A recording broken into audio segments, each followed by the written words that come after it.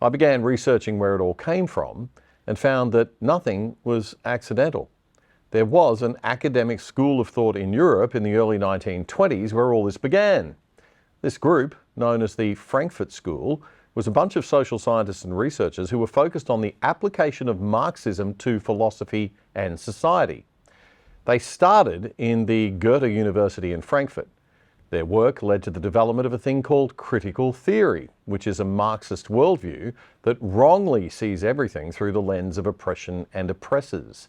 And it's had a massive influence on the social sciences right up until today.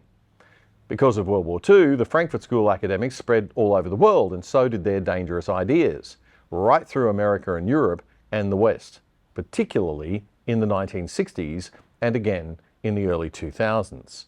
Now, it's the thinking behind the idea that government has some role to play in making life equal.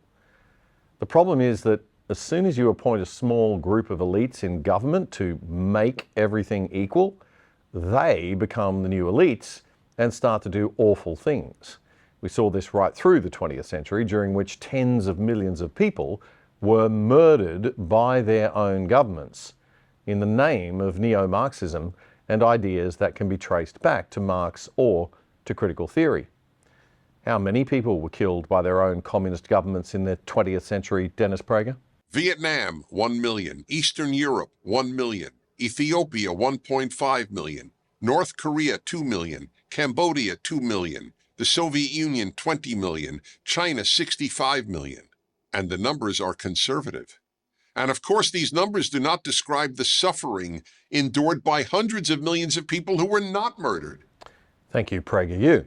So, none of what I thought was just my nicer, kinder, smarter, fairer view of the world happened by accident. It was taught to me. And actually, there was nothing nice, kind, or fair about it. And it's definitely not smarter. Leftism is actually the ideology of the dumb and the naive. And now it's surging again. But this time it seems the culture is noticing it and calling it out.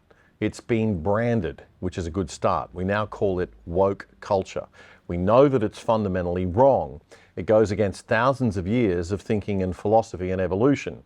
And it goes against human nature and common sense, and people can feel it even if they don't fully understand its roots intellectually. I'm optimistic. I think it will die out. The problem is, how much damage is it going to do before it does? Many bad actors are happy to use woke culture to achieve their political and personal power objectives and business success.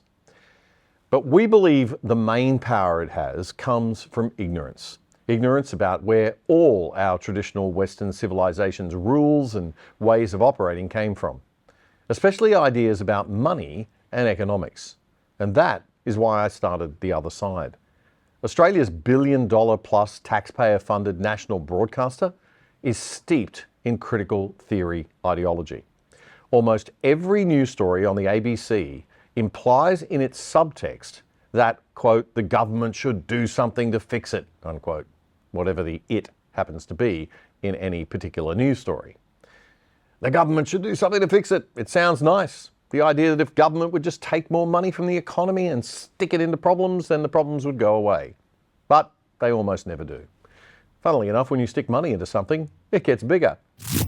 I don't believe those conspiracy theories that Google and YouTube are suppressing right-wing content. I think they're fair to everybody. Let's prove that right. Get onto that subscription button down there and press it, get the bell pressed, and watch the full episodes here. Have a look at pressing that button too. I mean, there's so many buttons to press to subscribe. Just subscribe.